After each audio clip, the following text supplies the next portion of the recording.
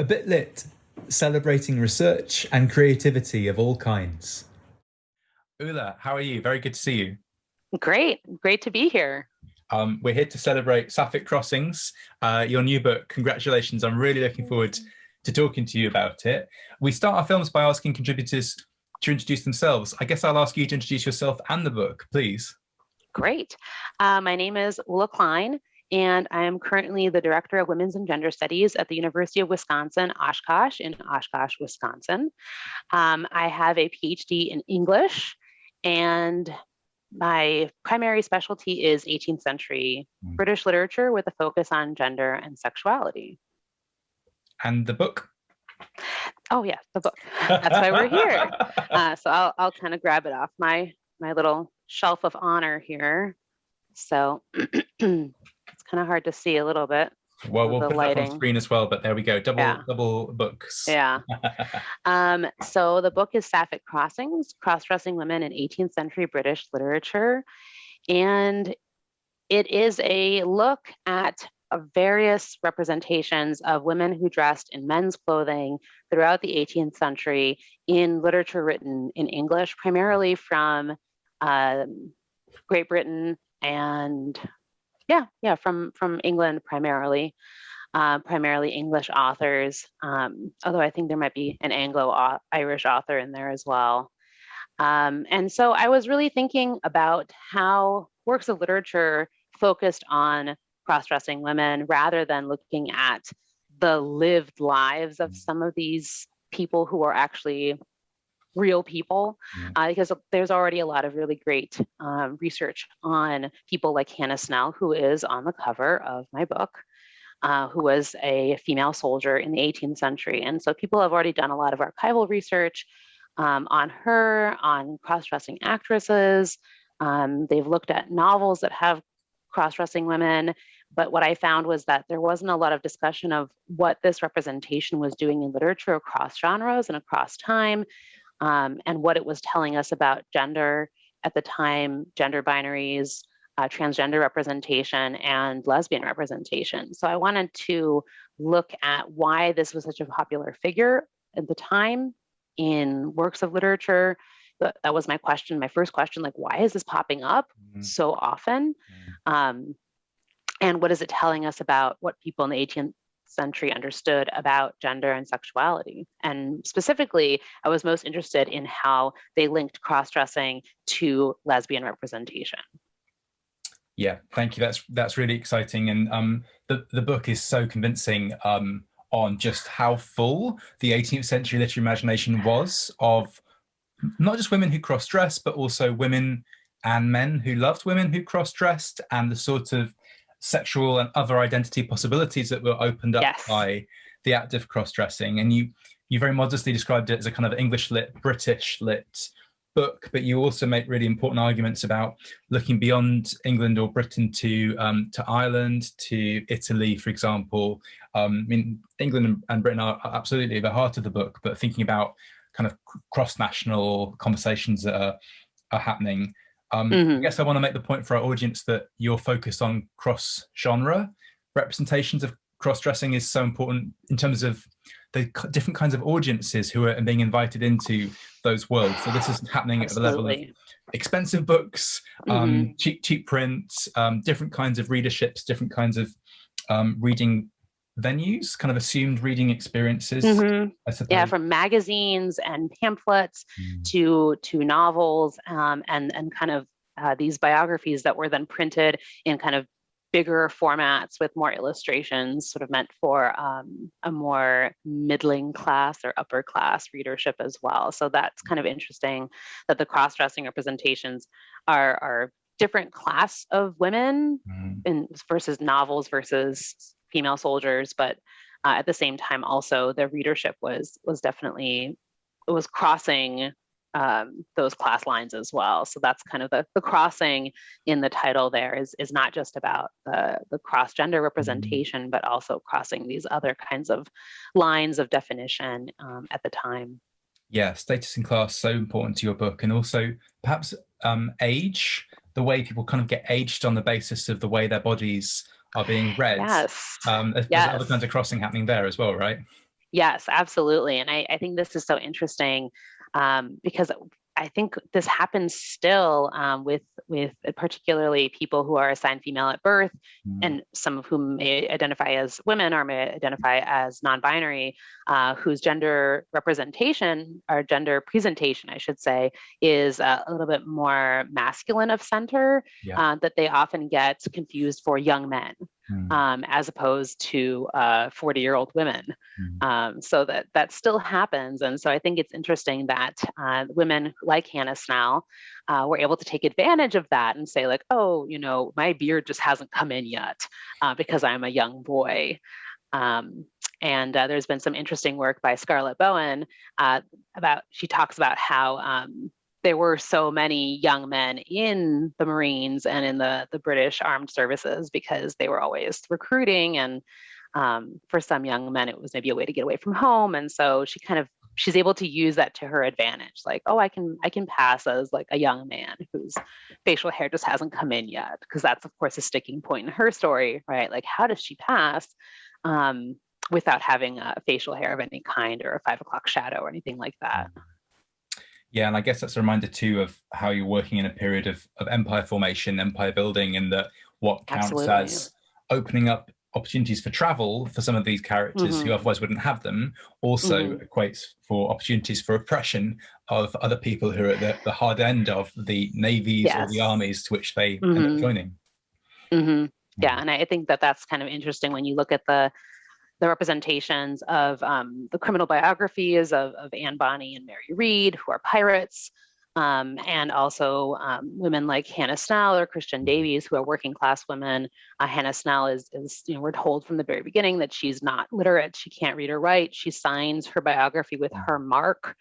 So that's the only sign of her actual kind of like writing in the book, but that they were able to travel far and wide and go to other parts of the world.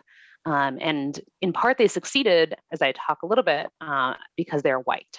So they're able to kind of get away with some of these escapades and adventures because of their whiteness and their association with that race, and also their nationality as being British, or I mean, in the case of some of them, Irish, but still they're white as opposed to the African slaves who are also in that kind of transatlantic, global, transnational sea world. Yeah, thank you.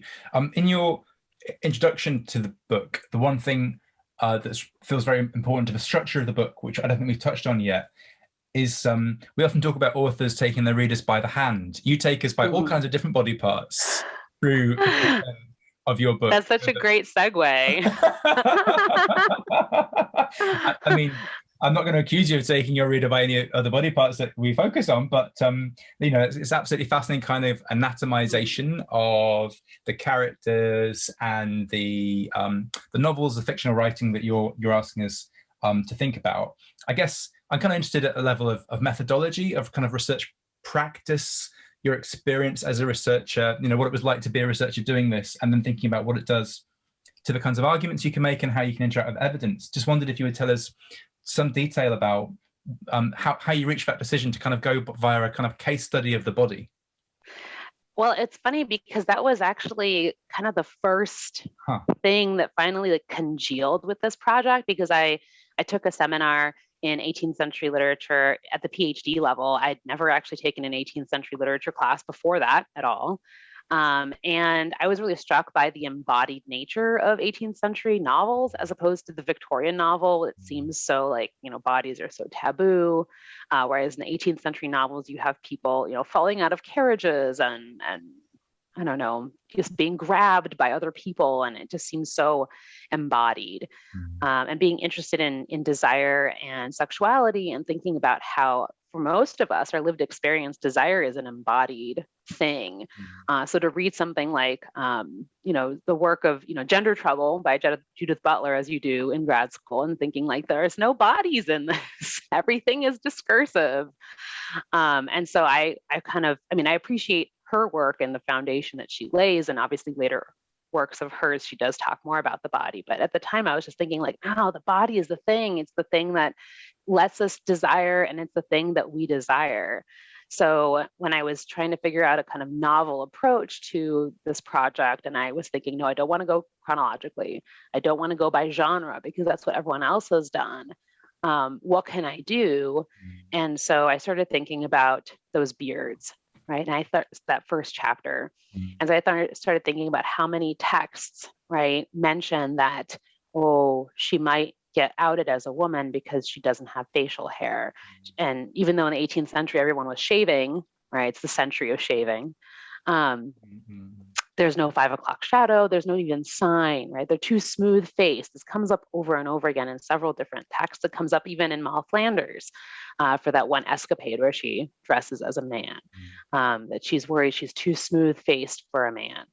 And that got me thinking about the sort of 20th century term of a beard, right? That someone who is going to disguise your true sexual orientation by posing as your partner.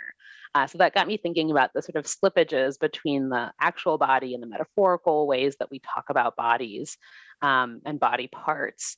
And so that was the first chapter that kind of came together. And then I started thinking about like, well, what other body parts are crucial to this endeavor of cross-dressing, but also that triangulate desire specifically for these texts. And so I kind of decided that the body parts that show up that are discussed the most are going to be the facial hair, the breasts, the genitalia / dildos, and the legs. And so I thought that was, I don't know, it just seemed like those were the things that came up, and it afforded a way to talk about the cultural history of these body parts and prosthetic attachments, and also to talk about their enterprise of cross-dressing and how does gender connect to sexual orientation and desire. Yeah, thank you. That's completely fascinating. I think at one point you say in the book that the 18th century may well be the longest period in English history that beards were not sort of an expected part of the paraphernalia of a man's self-presentation. And that sort of felt like that hovered around every body part that you were looking at, that the 18th century imagines breasts, the ideal breast, as something relatively small and not especially noticeable. And likewise, when the 18th century thinks about penises at the level of clothing, 18th century clothing is not especially kind of phallically minded, phallically advertorial. I don't know how to maybe in the first half. I mean, I think in the second half, once the breeches get tighter and tighter, I mean, I can only, you get to the point of like the Jane Austen adaptations and everyone's, like, oh, there's the package. I think you say that's kind of 1770s onwards. I think so. Looking at fashion history, it's interesting to see the earlier kind of baggier breeches and the long coats that actually would have made it not such a big deal for maybe a woman to pass.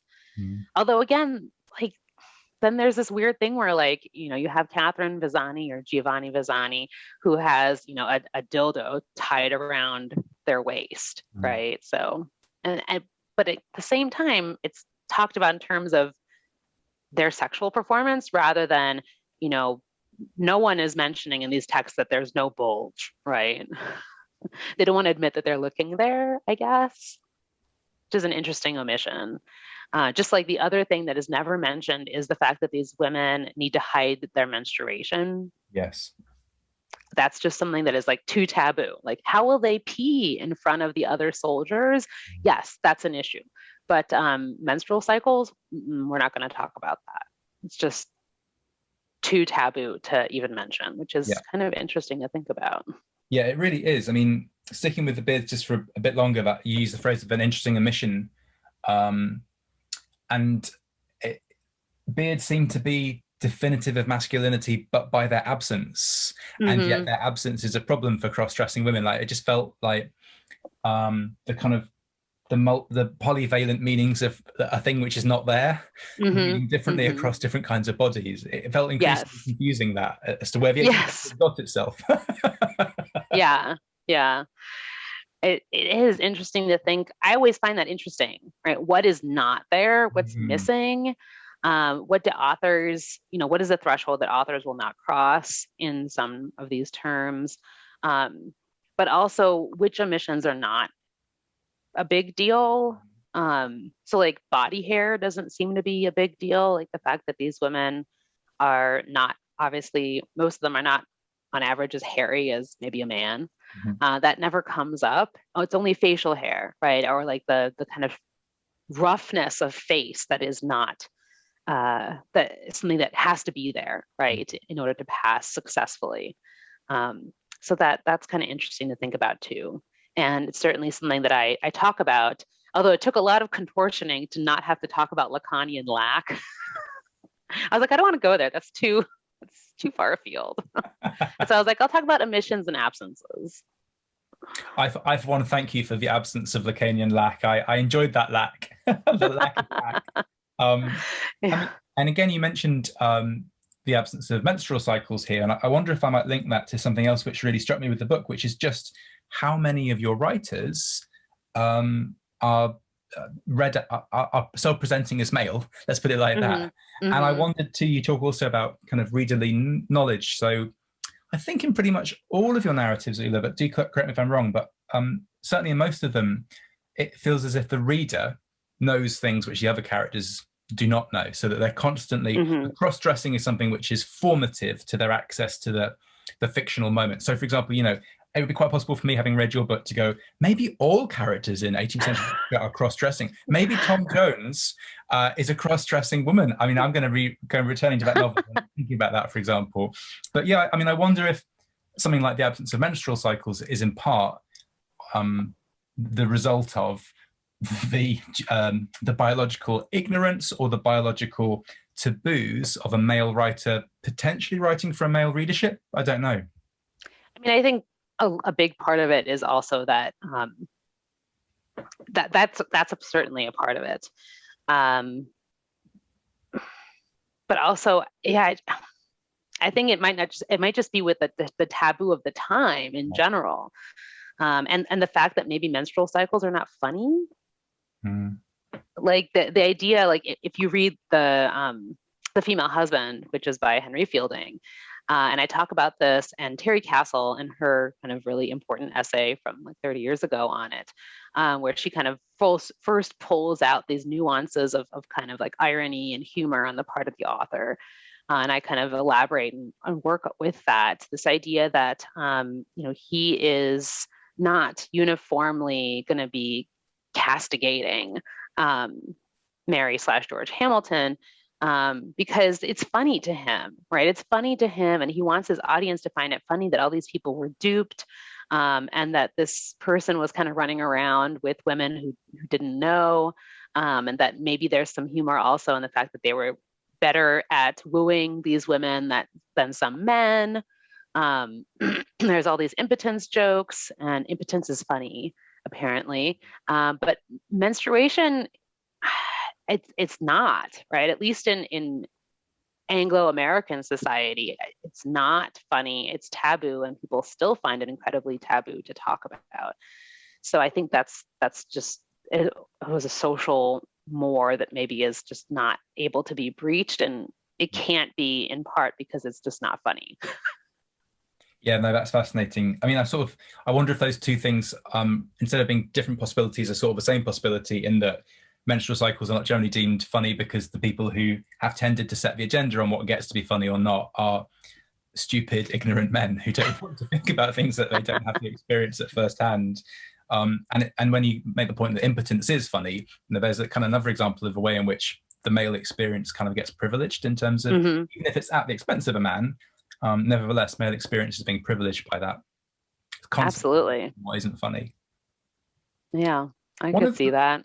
One of the most impressive things about the book, Ula, is the way you bring queer and trans possibilities and experiences to the fore together. And I don't think I've read a book, certainly not for a long time, that is so adept at asking us to think about those two possibilities together. And I feel like we're living through a time in which often tragically, those two kind of experiences are often set at odds Mm-hmm, and end up kind of mm-hmm. fighting over each other's right for representation. And you're so Yes. brilliant at showing us. I mean, actually, I also think that heterosexuality and kind of very male forms of reading, you also allow for those kinds of readings too. Mm-hmm. Actually, some of this can be read very heteronormatively, and for the pleasure and the display of a set of male readers. But yeah, would you mind talking us through some of the ways in which you were thinking about the queer and the trans possibilities of the work you were reading? Sure. It's a really important question and something that came up in the first set of reader reports when I turned in the manuscript to the press. And I have to admit, the earlier version did not engage quite as fully or responsibly with the question of, what is the role of transgender identity and what is the role of these people in trans history? And so the readers, one report in particular asked me to really think about that seriously. And doing that improved the book immensely so that it could do the work that you're mentioning here. And it's gotten me thinking a lot more about this kind of, I don't want to say fighting for territory or like claiming people in the past for a certain history. But I do feel like there has been a sense that is it, who do we claim for what kind of history? And as someone who prefers to break down hierarchies and binaries, I don't want to fall into that kind of pitfall. And so when I was working on the book, I started thinking a lot about, well, why can't we consider these people for both kinds of history? And then, once we need to get beyond that too, because it's not just about queer and trans or lesbian and trans, right? We can also think about claiming some of these people for bisexual history, right? Or polysexual, pansexual history, and non-gender, non-binariness, and thinking about, how does that change when we think about how do those identities, get a history when we think about people in the past using lots of different kinds of terminology, and rather than limiting ourselves. I had a older scholar ask me at one point, is trans the new queer? And I think that kind of crystallized this idea that maybe some people are having right now, that trans is displacing queer, or that it's replacing it somehow. But I think that these terms are about expanding the possibilities of interpretation rather than limiting them. And clearly, gender and sexuality work together on so many different levels. So I think that that's important to do work like the work that I'm doing in my book to open up possibilities rather than foreclose them. Yeah, absolutely. And by the end of your book, we're only just a few decades away from really overt discourses around sexuality, which itself is often premised on a language of the inversion of gender. It feels like such a, Yes. like you say, it's such a false binary.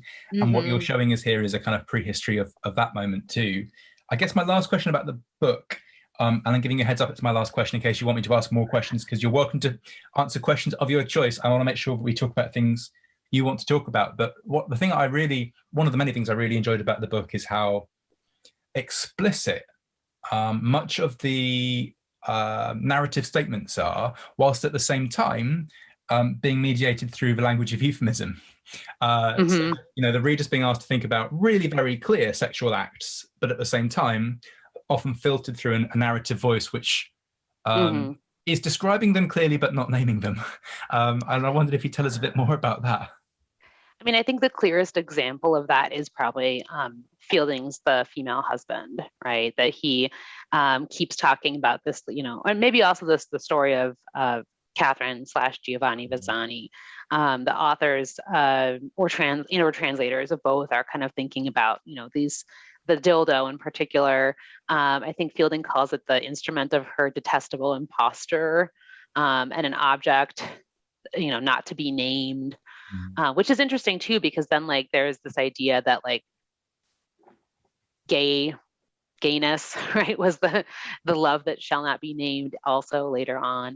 It's this idea that it's unnameable, and yet at the same time he expects his readers to kind of know what a dildo is, right, and what this instrument of her imposture was. So I think that's the kind of clearest example of that.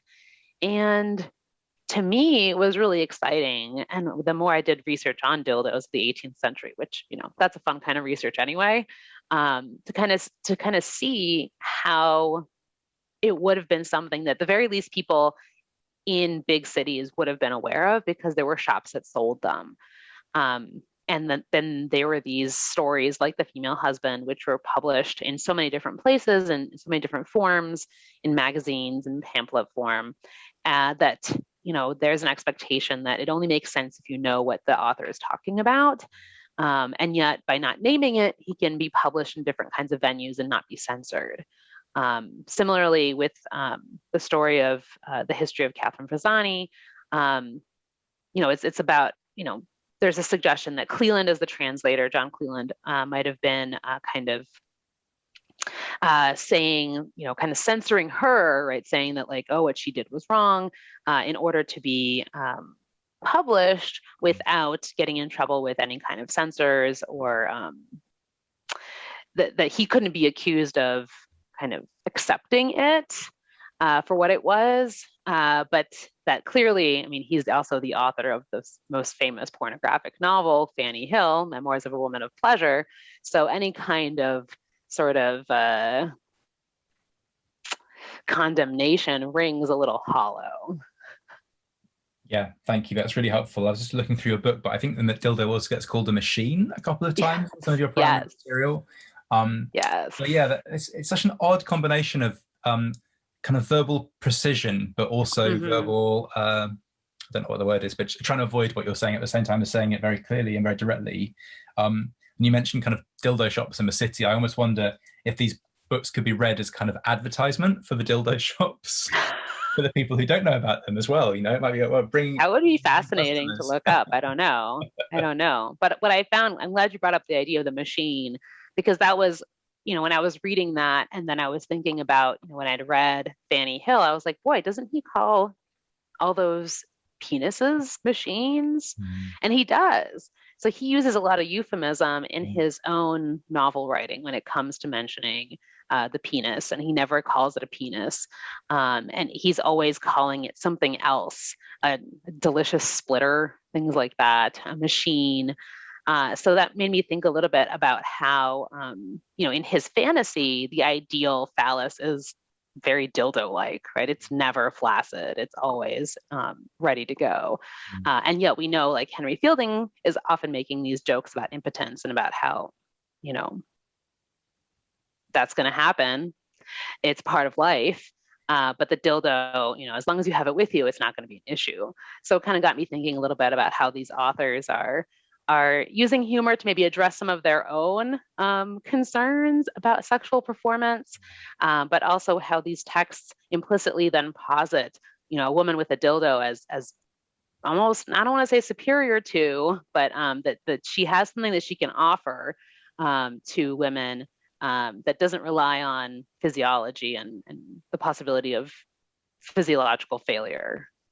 Yeah, well, you don't want to say superior to, but I felt like some of the primary material looking at very much does want to suggest that, the idea of kind of women outdoing men. And actually, in some ways, the more you talked about body parts, the less they sounded like body parts. And if the penis is being called a machine, I just did a quick bit of etymology Googling while you were talking, but machine is a contrivance and a trick and something artificial. Ooh. I think quite deeply at its root. And so often the body parts you end up looking at become more and more detached from the body, either conceptually or literally become prosthetic. Yeah. Well, the word prosthetic was in my dissertation title, so it was like about prosthetic gender, and so that was kind of one of the ideas that I worked a lot with in the dissertation phase.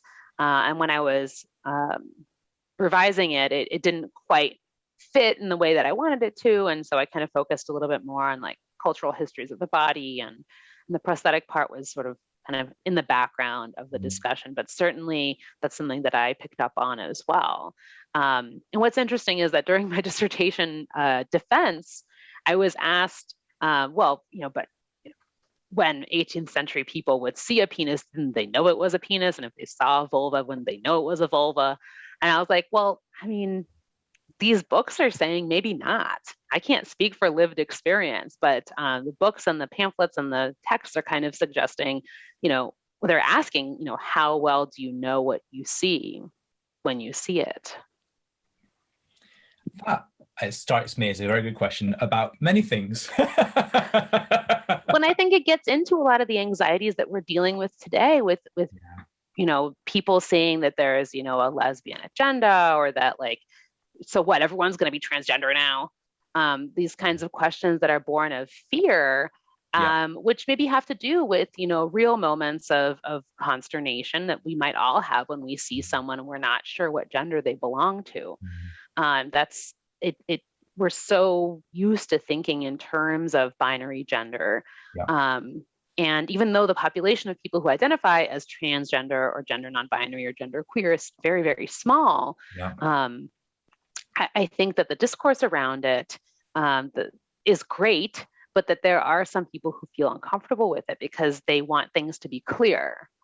Now, what I think is so wonderful about some of the research that I did here is that I showed that this lack of clarity is not endemic to our time. It's always been there.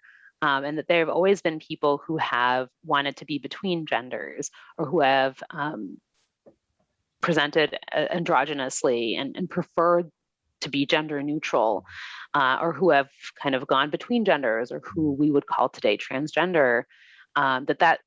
It's something, it's an identity with a history, and it's not something new. It's not something fabricated. It's not something fake, right? It does have authenticity in the sense that it is kind of in the historical record. And I really liked that. And of course, as a lesbian myself, I was interested in looking at lesbian history, but I think that that's not the only history that's there in the book.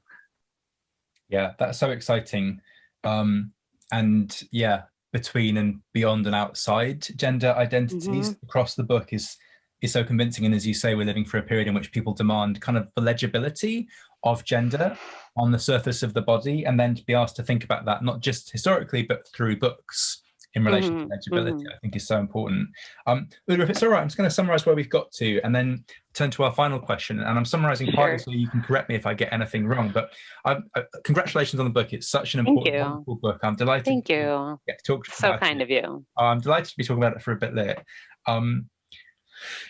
Thinking about these issues via fictional rather than IRL, real lived lives, alongside so many of our colleagues who are thinking about real forms of cross-dressing, I think is really exciting. The cross-genre work that you're doing and the expansive cross-century work that you're doing is so important. Think about status, class, age, misgendering, and across what can become a binary between queer/lesbian or trans history. Work is so convincing in showing that itself is a false binary to be challenged. You're reading via body parts across such a generous swathe of kinds of literature is something that I really valued about the book. And I really enjoyed hearing from you today about kind of actual versus metaphorical kinds of bodies and looking for interesting emissions. That's a phrase that's going to stay with me for some time to come. And we finished by talking about legibility, which is an excellent segue to my final question. So please do correct me or add anything to that account of our conversation or the book if you'd like to. But the way that we end is by asking what the word literature means to you. You're welcome to answer that from as professionally or as personally a perspective as you like. You might like to answer it from the point of view of your own book or of the books that your book is about. We talked a little bit about whether some of your work might be adverts for the dildo shop. There's an example of what literature could be. But yeah, literature, where does that word sit for you? I think when I was younger, when I was maybe like a teenager, I think I had this idea of like literature as being like whatever is canonical, that it's it should be doing something original and artistic, right? But I think the more I have been trained in literary studies, the fewer answers maybe I have to what is literature, because certainly I have colleagues in literary studies who work on kind of scientific texts, for example, that maybe are not so much about artistry. But at the same time, I think we would all agree that like a instruction manual on how to install a stove is probably not literature. Although I don't know, maybe in 200 years it will be. So I kind of feel like what is literature depends on who's talking and who is doing the reading, and the time that has gone between when it was written and when it's being read. I mean, I know that we don't like to think of that as being important, but I think it is. It's a term that does change. But I think to me, literature is any written text that tells us something about the time that it was written in. Yeah, great. I also wonder if it asks that fabulous question you asked earlier about how well do you know what you see when you see it? Like literature is also often kind of really teasing away at precisely that question as well. But yeah, I absolutely love that answer. It always feels unfair to ask an 18th century scholar that question, because I think of it as a word which becomes a live English word in the 18th century and is tied to, in English that is, and is tied to debates about what constitutes an English canon, what kinds of people get to write it and to read it. So it feels very kind of closely tied to many of the things that you've asked us to think about, which I think is why the cross-genre nature of your book is so important, that it's slicing through that notion of the canon, the gender canon. And it's one of those things, like people who are not 18th century scholars will ask, wow, what books from the 18th century do you write about that I would know? And I'm like, I don't know that you would know any of them. Like I mentioned Moll Flanders, and even nowadays, like even that's not super well known. So it's kind of sad to me that the 18th century is so unknown now. I mean, I remember as a kid, even seeing like adaptations of Gulliver's Travels and Robinson Crusoe for kids, and I don't think that that's the case anymore. So yeah, but I do hope that more and more people will get into reading 18th century novels, and with the success of Bridgerton, and of course everyone loves Jane Austen adaptations. I keep hoping that someone will do an adaptation of something like Belinda, which I write about in my book, which is such a fantastic, crazy novel with racial politics, gender politics, romance, diseased breasts, women cross-dressing and dueling, women racing on pigs, if I remember correctly. I mean, it's not the kind of Jane Austen, Bridgerton 18th century that maybe we think of a Regency period. But I think people would enjoy it. And I keep hoping that, someone will write for Netflix like a mini series of Belinda or Evelina, or even an updated Moll Flanders, because that movie from the 90s is not really Moll Flanders at all. So Ula, you're going to do these things. You and I will speak in a couple of years' time, and we'll be celebrating your Netflix success. I'm looking forward I keep to that. saying I should do it, but in between all the writing projects, there is a limited amount of time in my day. But maybe, hopefully, right? I don't mean to add to your to-do list. I mean, although you don't focus necessarily on hugely canonical novels, some of the novelists are canonical. In a way, that's why I was thinking about Tom Jones is that hyper masculine. It feels to me anyway, I'm not an 18th century, it's like a hyper masculine novel. And it's also a book I read when I was a teenager, when I was probably much more alert to hyper masculinity than I probably am now. But to think about what happens to Fielding in his profile when he that book is anonymous, right? The female husband. Yes. His name is not on it when it's published. So that itself is very interesting. Anyway, I'm now leading us into another conversation, and we mustn't do that. Sorry, I'm leading us astray. For listeners who are interested in pursuing some of these ideas, we already have a film with Julia Fatacek on transliterature from Swift to Byron. So if you would like to continue from Ula's fabulous book to some of the some of the kind of more canonical writers that you were just referring to, that might be a nice place to do it. That is film number 57, and we'll put a link on that film back to this film. People can be in an eternal 18th century. Excellent. Yes. And Julia is so lovely and wonderful, and her research is incredible, and I can't wait to read more of it. Yeah, likewise. But for now, Ula, thank you so much. Congratulations on the book. Such a wonderful reading experience. And I learned a lot. Thank you very much. My baby, my other baby. Take care. Thank you.